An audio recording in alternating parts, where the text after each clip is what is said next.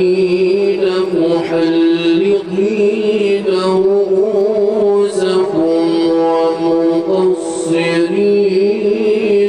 لا تخافون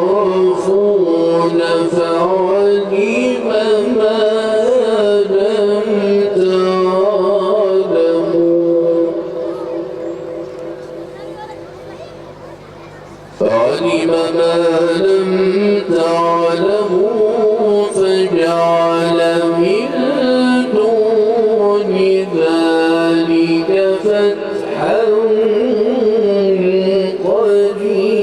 قريبا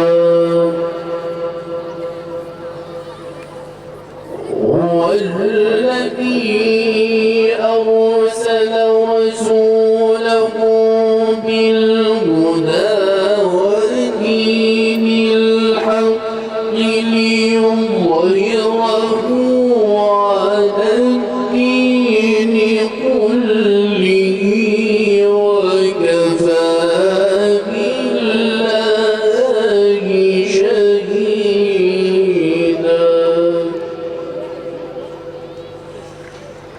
محمد رسول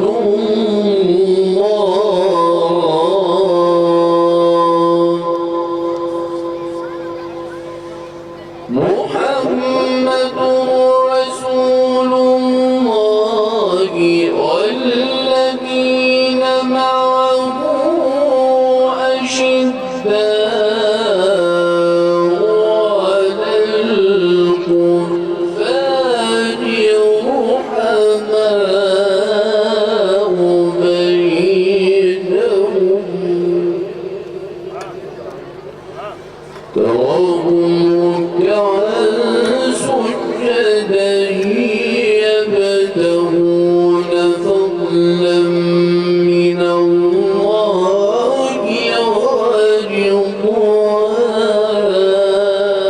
ورضوانا سيماهم في وجوههم من أثر السجود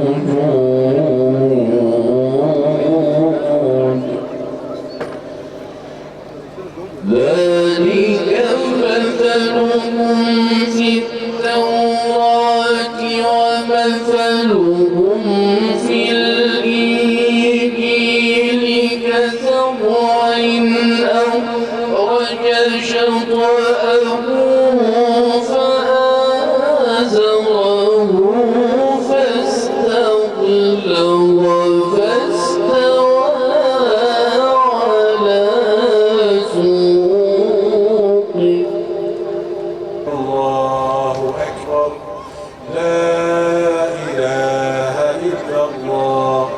سيدنا محمد وعلى أصحاب سيدنا محمد وعلى أنصار سيدنا محمد وعلى أزواج سيدنا محمد وعلى ذرية سيدنا محمد وسلم تسليما كثيرا.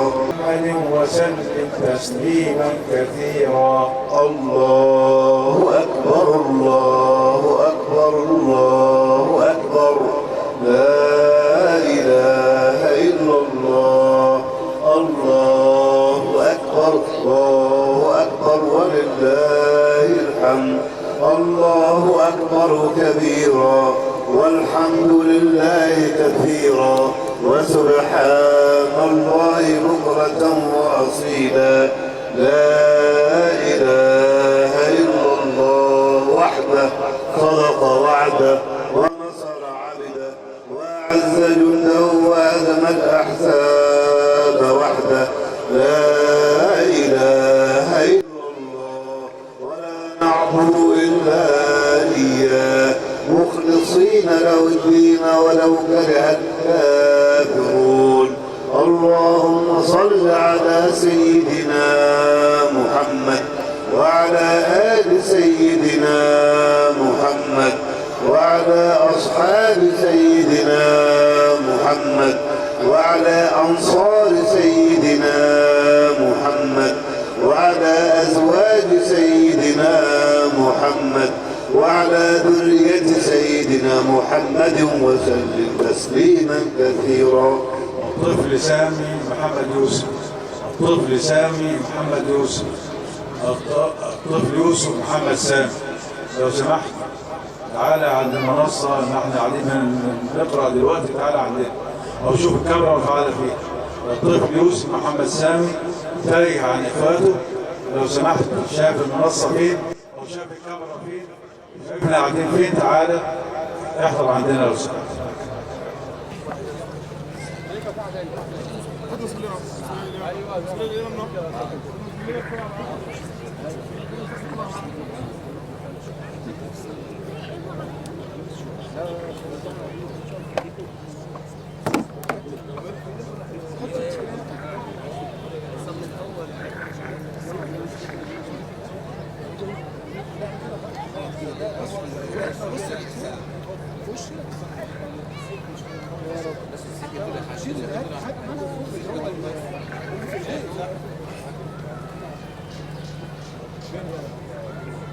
الله أكبر.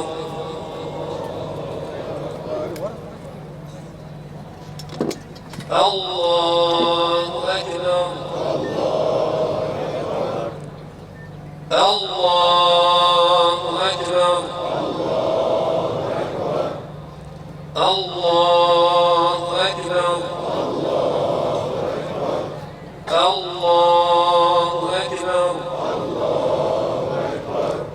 الله أكبر. الله أكبر. الله أكبر. الحمد لله رب العالمين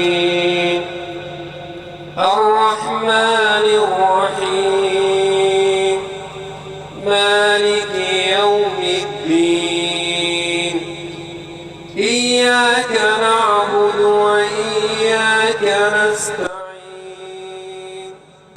اهدنا الصراط المستقيم صراط الذين أنعمت عليهم غير المغضوب عليهم ولا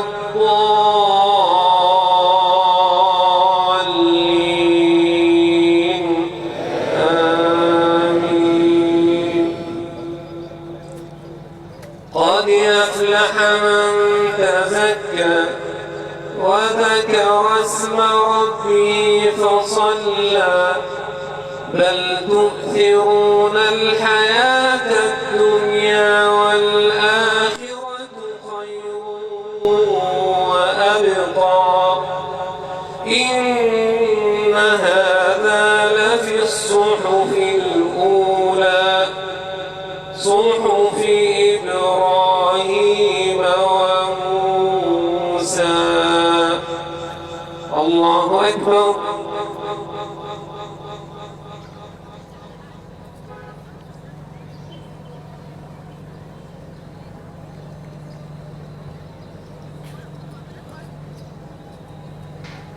سمع الله لمن حمده.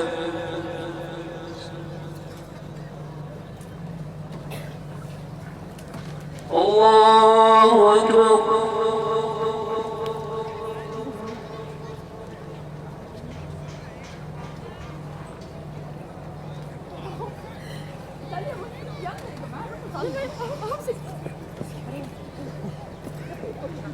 الله أكبر.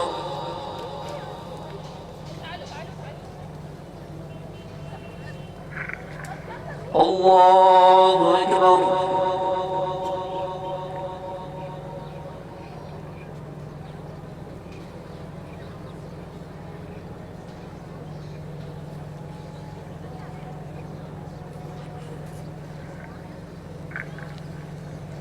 الله أكبر. الله أكبر الله أكبر الله أكبر الله أكبر الله أكبر الحمد لله رب العالمين الرحمن الرحيم مالك يوم الدين إياك نعبد وإياك نستعين اهدنا الصراط المستقيم صراط الذين أنعمت عليهم غير المغضوب عليهم ولا الضالين آمين قل هو الله أحد الله الصمد لم يلد ولم يولد ولم يكن له كفوا أحد الله أكبر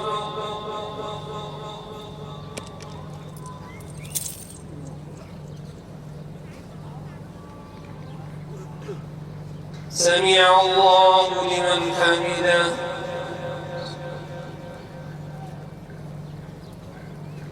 الله أكبر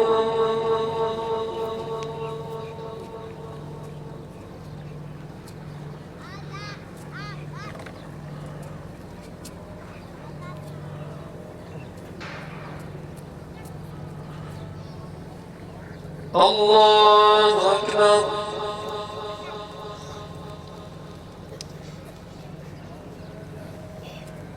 الله أكبر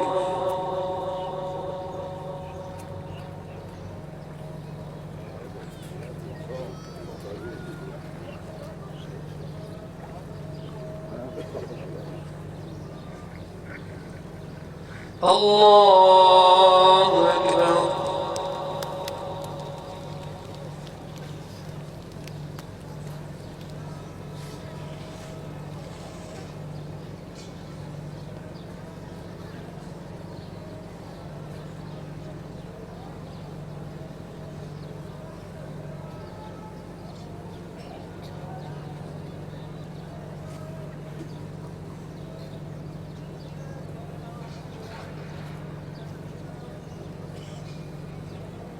السلام عليكم ورحمة الله السلام عليكم ورحمة الله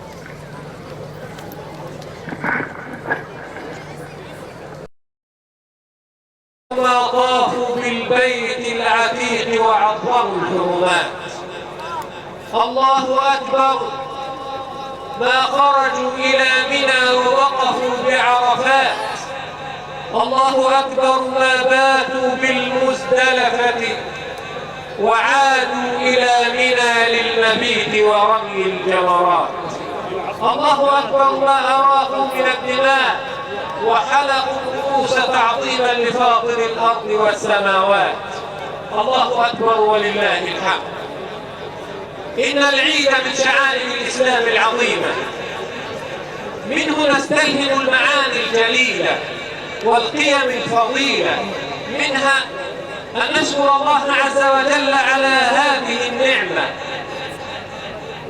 فاتقوا الله عز وجل واشكروه على نعمه العظيمة وآلائه المتتالية الجسيمة فعيد الأضحى هو احتفال شرعي بإكمال ركن جليل من أركان الإسلام ألا وهو الحج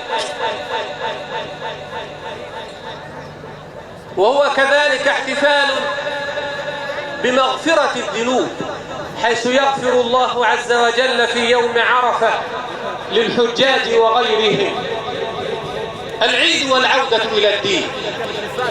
لقد حفظ هذا الدين لهذه الأمة خيريتها ووسطيتها، حفظ الأنفس والأموال، صان الدماء والأعراض، حد الحدود، وشرع التعابير، أخذ على يد الظالم، حارب الجريمة، نشر الفضيلة، فضح الرذيلة، أمر بالعدل والإحسان وإيتاء ذي القربى، ونهى عن الفحشاء والمنكر والبغي، أوجب الصدق والأمانة، حث على الصبر والوفاء، أمر بالتعاون على البر والتقوى، كل ذلك في نظر شامل لكل مناحي الحياة. فما أجمل أن تعود الأمة لدينها العظيم، ذلك الذي ارتضاه الله عز وجل لها شرعة ومنهاجا، فهو مصدر قوتها ومنبع عزتها. أولم يكن العرب ضلالا فهداهم الله بهذا الإسلام؟ أولم يكونوا عالة فأغناهم الله عز وجل به من فضله؟ أي أمة كنا نحن قبل الإسلام؟ وأي كيان نحن بغير القرآن؟ كنا قبل لا إله إلا الله أمة وثنية، أمة لا تعرف الله، أمة تسجد للحجر، أمة تفجر، أمة يقتل بعضها بعضا، أمة عاقة، أمة لا تعرف من المبادئ شيئا. فلما أراد الله أن يرفع رأسها وأن يعلي مجدها أرسل إليها رسول الهدى. إن البرية يوم مبعث أحمد نظر الإله لها فبدل حالها، بل كرم الإنسان حين اختار من خير البرية نجمها وهلالها. لبس المرقع وهو قائد أمة جبت الكنوز فكسرت أغلالها. لما رآها الله تمشي نحوه لا تنتظر إلا رضاه سعى لها. انظروا عباد الله إلى أمة الإسلام كيف عاشت حميدة سعيدة مجيدة في الدنيا مع ما ينتظرها من شرف الآخرة وسعادتها عندما كانت مطيعة لربها. وكيف كان الصحابة رضوان الله عليهم ملوك الدنيا وملوك الآخرة. وانظروا عباد الله إلى حال أمة الإسلام اليوم، كيف خذلوا دين الله فخذلهم الله، وكيف استهانوا بدين الله فأهانهم الله. الإسلام اليوم يحارب بأيدي من ينتسبون إليه، وصار حال الأمة كما أخبر عنه النبي صلى الله عليه وسلم: يوشك أن تتداعى عليكم الأمم كما تتداعى الأكلة إلى قصعتها. قالوا: أو من قلة نحن يومئذ يا رسول الله؟ قال: بل أنتم يومئذ كثير ولكنكم غثاء كغثاء السيل، ولا ينزعن الله من صدور عدوكم المهابة منكم ولا يقذفن الله في قلوبكم الوهن. قالوا: وما الوهن يا رسول الله؟ قال: حب الدنيا وكراهية الموت. فهل يهتدي المسلمون إلى العروة الوثقى؟ هل يهجرون السنن ويتبعون السنن؟ هل يرجعون عن السبل ويتبعون السبيل؟ وأن هذا صراطي مستقيما فاتبعوه ولا تتبعوا السبل فتفرق بكم عن سبيله. لا زال الأمل في المسلمين كبيرا والله غالب على أمره ولكن أكثر الناس لا يعلمون. فما أجمل أن نعود إلى ديننا وإلى مبادئ وقيم شرع ربنا، وأن نشكر نعمة الله عز وجل أن جعلنا من أمة الإسلام وأن جعلنا من أتباع رسول الحق والسلام. ومما زادني شرفا وتيها وكدت بأخمصي أطأ الثريا دخولي تحت قولك يا عبادي وأن صيرت أحمد لي نبيا. هنيئا لكم يا أهل العيد بعيدكم، قوموا فاذبحوا أضاحيكم وصلوا أرحامكم وبروا آباءكم وأحسنوا إلى اليتامى والمساكين، تصافحوا وتسامحوا وتناصحوا وأزيلوا الغل والحقد والحسد والبغضاء والشحناء والكبر من قلوبكم وكونوا عباد الله إخوانا. وفي هذا القدر كفاية لمن أراد الهداية، ومن جاء من طريق فليرجع من طريق آخر حتى يشهد له الطريقان أنه صلى العيد كما كان يفعل النبي صلى الله عليه وسلم. وكل عام وحضراتكم بخير.